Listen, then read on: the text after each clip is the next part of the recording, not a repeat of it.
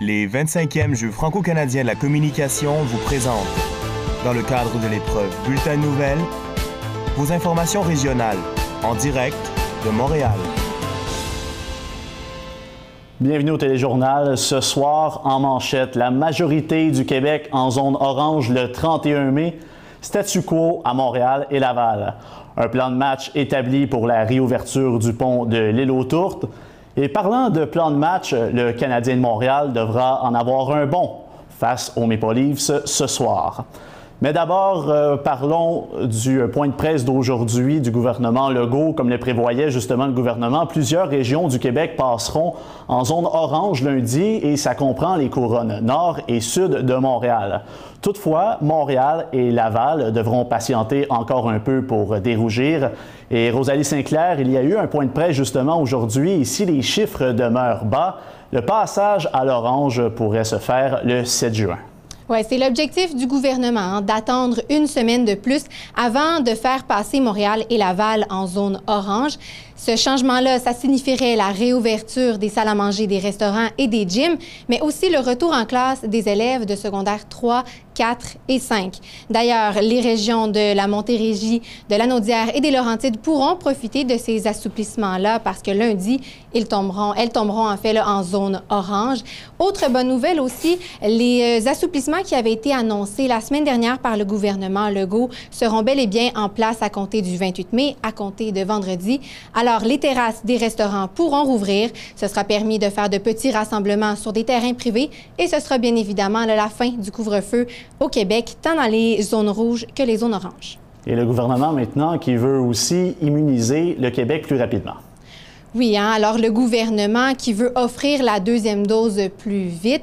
Les Québécois dont le deuxième rendez-vous est prévu en septembre pourront le devancer avant le 31 août. Alors le ministre de la Santé, Christian Dubé, devrait offrir plus de détails jeudi lors d'un autre point de presse.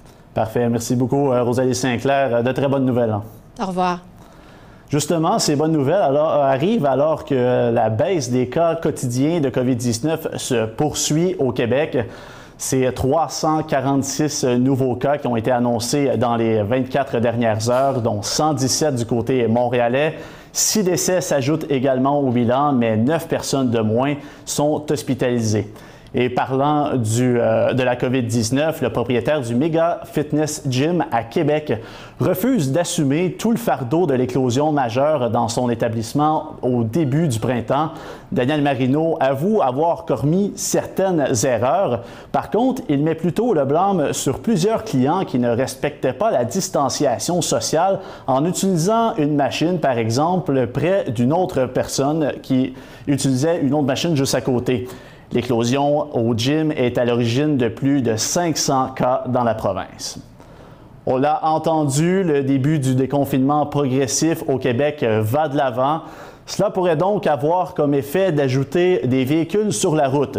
Et avec la fermeture du pont de l'île aux Tourtes, les gens de l'ouest de l'île pourraient devoir s'armer de patience. Pendant Sofiane, la circulation pourrait reprendre dès la semaine prochaine. Bonardel. En fait, ce qui va arriver, c'est que dès lundi, il y aura une voie dans chaque direction qui sera ouverte. Ensuite, le 7 juin, il y aura une troisième voie ouverte. Celle-ci sera en alternance, soit vers l'est ou vers l'ouest, dépendamment du trafic et de l'heure de pointe. Ensuite, le 14 juin, 2 voies seront ouvertes dans chaque direction.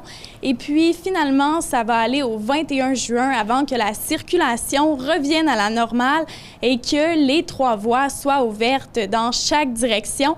Mais comme l'a dit le ministre des Transports, tout ça pourrait changer n'importe quand.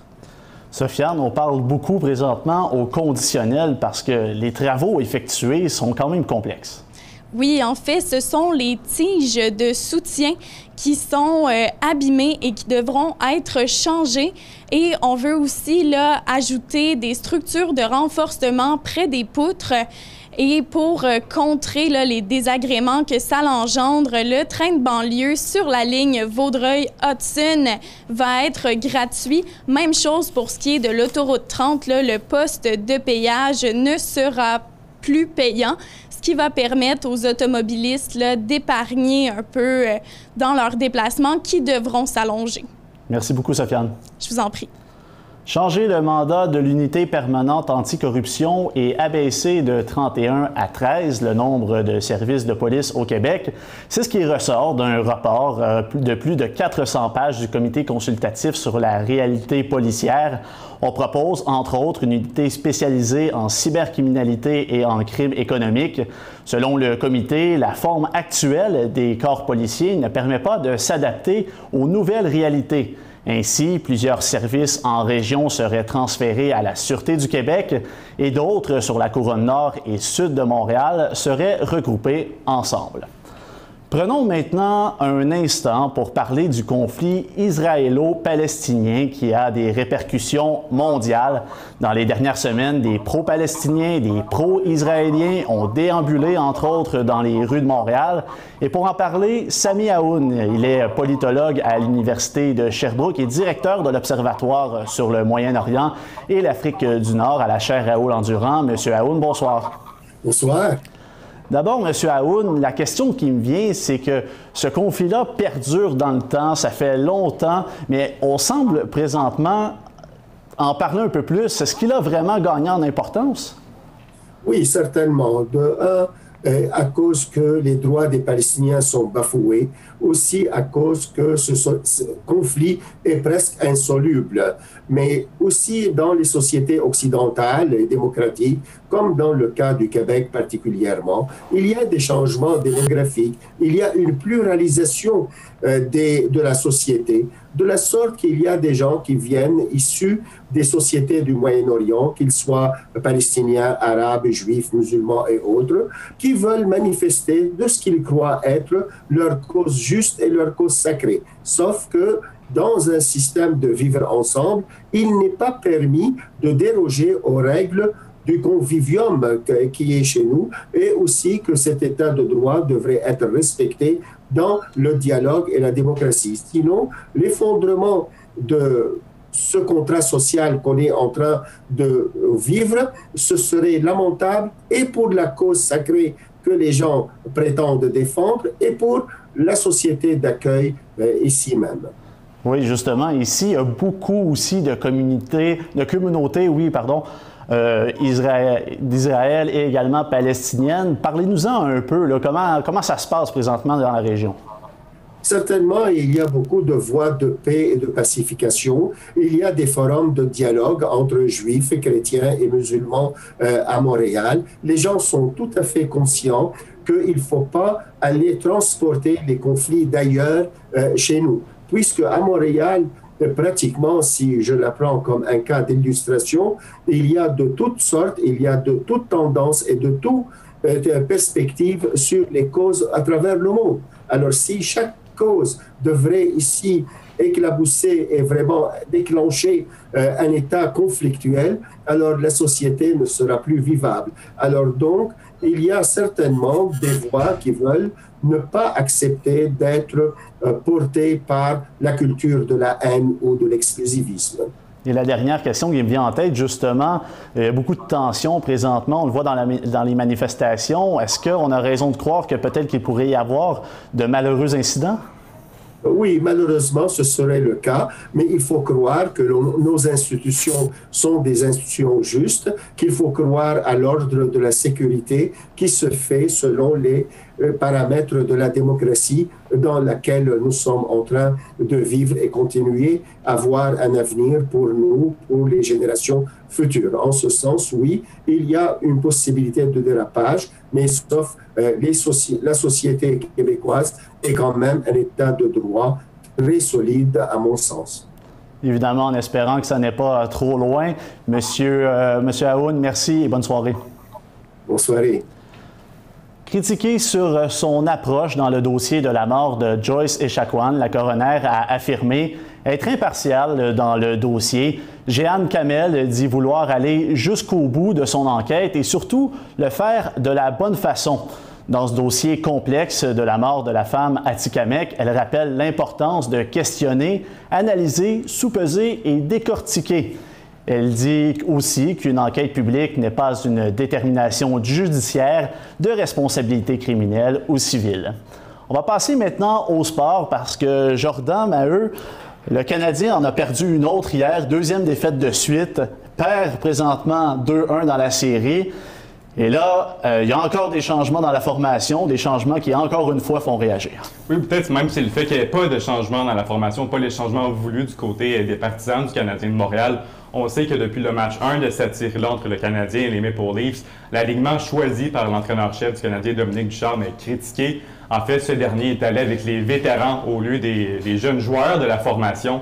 Donc, au match numéro 1, Jesperi Kotkaniemi, Cole Caulfield et Alex Romanov étaient tous laissés de côté. Et au fil de que la série avançait, eh bien, Cole Caulfield et Jesperi Kotkaniemi ont fait leur apparition au sein de l'alignement du Canadien.